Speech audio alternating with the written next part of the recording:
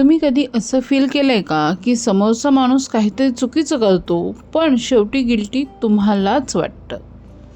तुम्हाला वाटायला लागतं कदाचित मीच ओव्हर रिॲक्ट करते आहे. आणि जर हो असं वाटत असेल तर हा व्हिडिओ शेवटपर्यंत पहा, कारण हे गॅस लाइटिंग देखील असू शकतं. तर गॅस लाइटिंग म्हणजे काय तर मॅनिप्युलेशन, ज्यामध्ये समोरचा माणूस तुमच्या फिलिंग्स, मेमरीज आणि रिॲलिटीवर क्वेश्चन मार्क लावतो, इतकं की तुम्हालाच स्वतःवर डाऊट यायला लागतो.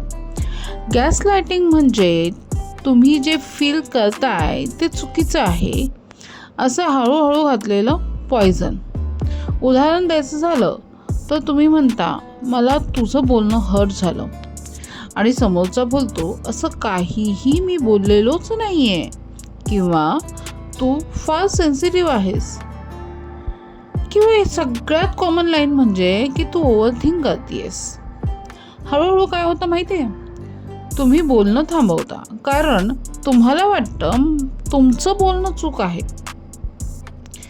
तर गॅस लाइटिंग डेंजरस का आहे, कारण ते तुमचं कॉन्फिडन्स तोडतं, तुमचं इंट्युशन विकन करतं आणि तुमचं सेल्फ अवेअरनेस हळूहळू कमी होत जातो. फिजिकल वोंट तुम्हाला दिसत नाही, पण गॅस लाइटिंगची जखम आतून खूप खोल जाते.